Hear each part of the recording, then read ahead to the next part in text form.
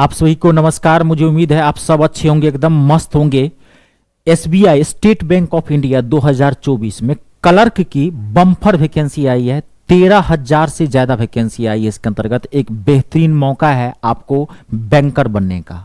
मैं इस वीडियो के अंदर आपको सारा डिटेल्स दे दूंगा कि आपकी एज कितनी होनी चाहिए, क्या क्वालिफिकेशन आपकी होनी चाहिए, इसका एग्जाम पैटर्न क्या होगा, कहां से आप फॉर्म भरेंगे, किस जोन में कितने वैकेंसी यानी किस स्टेट में कितने वैकेंसी है, पूरे डिटेल्स में आपको एक ही वीडियो में आपको डाल दूंगा। और एकदम लग जाइएगा तैयारी में, क्योंकि एसबीआई के अंदर आप जानते होंगे बैंक के अंतर्गत में ज्यादा टाइम नहीं देता है। इसका जो पेपर होने वाला है मैं आपको बता दूं 2-3 महीने के बाद पेपर होगा, तो आपको मैं सारा डिटेल्स आपको दे देता हूं। ठीक है, चलिए स्टार्ट करते हैं। देखिए, सबसे पहले बता दूं ये एसबीआई का जो कमीशन होता है, जो इसकी वेबसाइट होती है जो बोर्ड का, तो उस पे ये पीडीएफ होता है 10-12 पेज का, तो बहुत छोटे छोटे अक्षरों में लिखा रहता है, तो आपको दिखाई नहीं पड़ेगा। खाली मेरे आप शब्दों को सुनना, आपको पूरी बात समझ में आएगी क्या है। देखिए, एसबीआई की वैकेंसी आई है, क्लर्क की वैकेंसी है एसबीआई के अंतर्गत। ठीक है, जूनियर एसोसिएट उसको बोलते हैं, क्लर्क होता है। वैकेंसी आई है, फॉर्म भरा रहा है। 17 दिसंबर से फॉर्म भराना इसका स्टार्ट हो गया है। ठीक है, 17 दिसंबर से फॉर्म भराना स्टार्ट हो गया। फॉर्म भर दीजिएगा, 2-4 दिन बाद भरिएगा। कभी भी कोई वैकेंसी आती है ध्यान रखिएगा, तो न तो फर्स्ट से स्टार्टिंग में फॉर्म भरा कीजिएगा, न ही लास्ट में भरा कीजिएगा, बीच में भरा कीजिएगा, ताकि पता चल जाए कि हाँ लीगल प्रोसेस चालू है, कोई दिक्कत नहीं है। ठीक है, लेकिन बीच में ना, लास्ट में भरना, लास्ट में भी नहीं भरना। बहुत सारे अल्फाबेटिकल ऑर्डर होते हैं, बहुत सारी चीजें होती है जो मैं आपको बता नहीं सकता, खाली बता दिया हूं कि आप बीच में फॉर्म भरें। ठीक है, 17 दिसंबर से फॉर्म भराना स्टार्ट हो गया, 2-4-5 दिन में आप फॉर्म भर दीजिएगा और 7 जनवरी 2025 तक ये फॉर्म भराएगा। ठीक है जी, वैकेंसी की चर्चा हम बाद में करेंगे कि कहां से कितने वैकेंसी अंतर्गत। ठीक है, इसका पेपर कब होगा वो भी हम बाद में चर्चा करेंगे। पहले सबसे पहले चर्चा कर लेते हैं क्वालिफिकेशन की। तो क्वालिफिकेशन इसका जो है मैं आपको बता दूं, क्वालिफिकेशन ग्रेजुएशन पास होना चाहिए, चाहे आप आर्ट्स से हैं, साइंस से हैं, कॉमर्स से हैं, कोई मतलब नहीं है, आपके पास ग्रेजुएशन की डिग्री हो जानी चाहिए। ठीक है, अगर आप पास हैं तो ग्रेजुएशन पूरा पास होना चाहिए। ये नहीं कि आप 3rd ईयर में हैं या अपीयरिंग कैंडिडेट हैं, अब सर्टिफिकेट मिल जाएगा, नहीं, ग्रेजुएशन पूरा पास होना चाहिए। क्लियर लिखा हो यहां पे कि 31 दिसंबर 2024 तक आपका ग्रेजुएशन की डिग्री कंप्लीट हो जानी चाहिए। ठीक है, अब बात कर लेते हैं एज की। तो इसकी एज जो है वो 20 साल से लेकर के 28 साल तक होनी चाहिए। 20 साल आपका कब पूरा होना चाहिए तो बताता हूं, मैं बता दे रहा हूं आपको।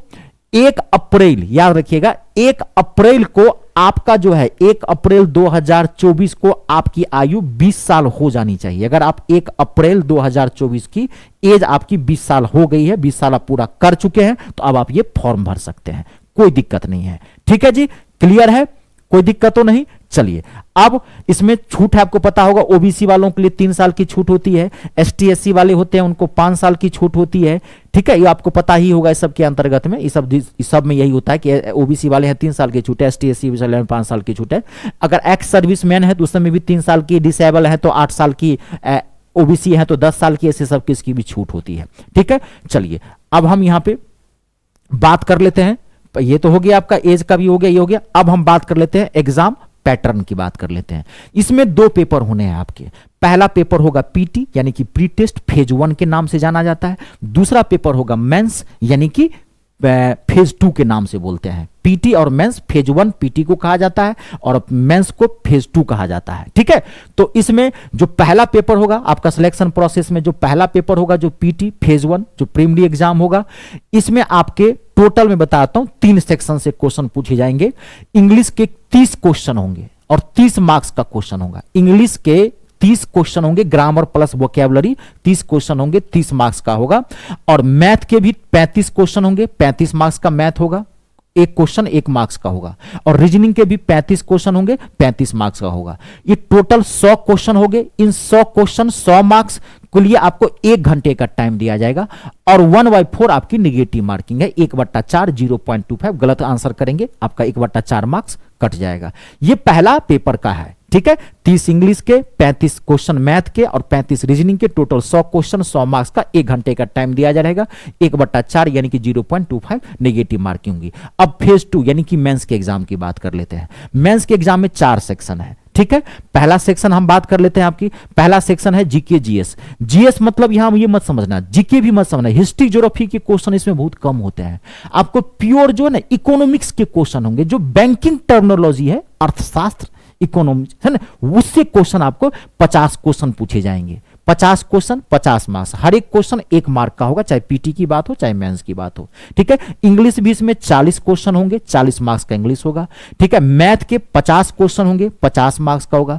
और रीजनिंग और कंप्यूटर, ध्यान सुन लीजिएगा, रीजनिंग और कंप्यूटर के भी इसमें कुछ क्वेश्चन होंगे, 12-15 क्वेश्चन होंगे कंप्यूटर के भी, तो रीजनिंग और कंप्यूटर को मिला के भी 50 क्वेश्चन होंगे। मेंस में यानी कि फेज 2 में टोटल जो क्वेश्चन होंगे वो 190 क्वेश्चन होंगे, 200 मार्क्स का ये को पेपर होगा आपका।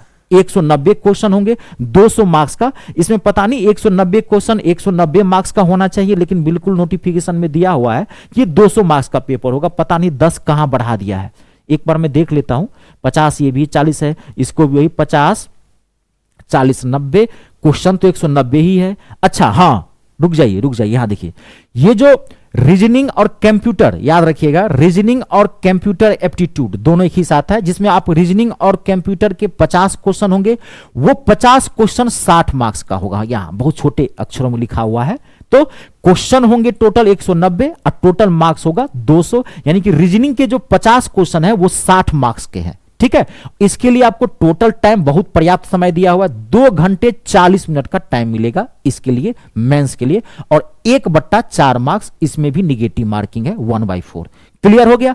अब हम बात कर लेते हैं कि इसका पेपर कब होगा। ठीक है, तो इसका पेपर जो होगा मैं आपको बता दूं, जो पहला पेपर होगा पीटी जो होगा वो फरवरी में होगा। डेट नहीं क्लियर किया हुआ है, मंथ क्लियर कर दिया गया है कि preliminary exam will be conducted tentatively in the month of February 2025। 2025 के फरवरी में आपका इसका एग्जाम होगा। डेट क्लियर नहीं किया गया, उसके लिए आप टेंशन मत लीजिए, मैं हूं। जैसे ही डेट क्लियर करेगा धड़ाक से हम बता देंगे आपको डेट आ गया है। ठीक है, और इसका जो मेंस होगा मैं पहले बताया था, ज्यादा गैप नहीं होता इसके अंदर, मार्च या अप्रैल में मेंस हो जाएगा। इसका भी डेट आपको क्लियर नहीं किया गया है इसके अंतर्गत। ठीक है जी। अब देखिए, ये स्टेट वाइज वैकेंसी की डिटेल है। वैकेंसी जो इसमें है मैं आपको बता दूं, टोटल वैकेंसी, टोटल जो वैकेंसी इसके अंतर्गत है 13,735 वैकेंसी है। 13,735 वैकेंसी है, 13,000 से ज्यादा वैकेंसी है। अब ये स्टेट वाइज पूरा यहां पे डिटेल्स दिया हुआ है। सबसे ज्यादा मैं आपको बता दूं, आप देखिए फॉर्म कहीं से भी भर सकते हैं, उससे कोई फर्क नहीं पड़ता है। जहां से फॉर्म भरेंगे उसी शहर से उसी स्टेट में आपका एग्जाम सेंटर पड़ेगा, उसके लिए आप टेंशन फ्री रहे। हाँ, थोड़ा सा कट ऑफ वगैरह या मेरिट लिस्ट के आप देखते होंगे तो 5-10% का इधर उधर हो जाता है, आपकी मर्जी के ऊपर मैं छोड़ता हूं, पूरा हिंदुस्तान एक है।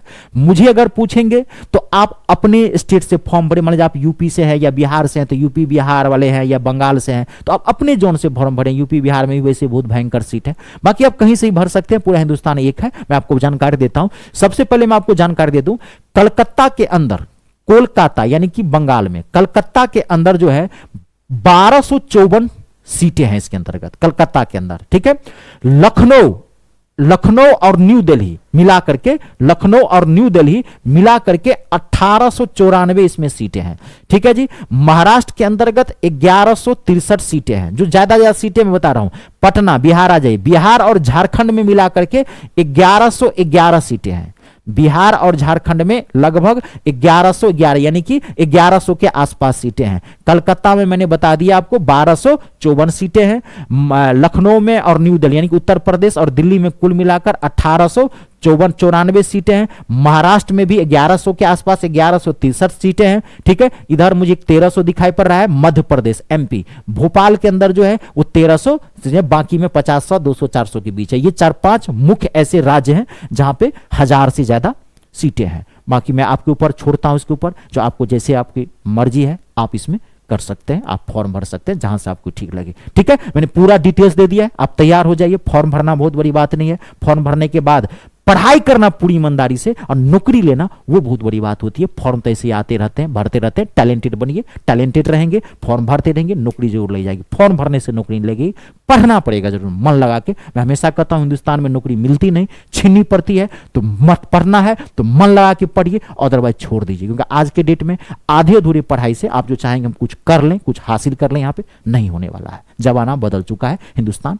बदल चुका है जी। ठीक है, चलिए आज के लिए इतना ही। आप सबका बहुत बहुत धन्यवाद। अपने और अपनों का ख्याल रखें। अगर आप चैनल को सब्सक्राइब नहीं किया तो जरूर चैनल को सब्सक्राइब करें, वीडियो को लाइक और शेयर जरूर करें, ताकि सभी जरूरतमंद छात्र तक, सबके आशा होते हुए माँ बाप आशा लगा बैठे, सब तक ये जानकारी पहुंच सके। ठीक है, फिर मिलते हैं नेक्स्ट सेशन में। आज के लिए इतना ही। आप सबका बहुत बहुत शुक्रिया। 3 का हमेशा इस देश के अंदर ख्याल रखना है, रिस्पेक्ट करनी है। जय जवान, जय किसान, जय हिंदुस्तान।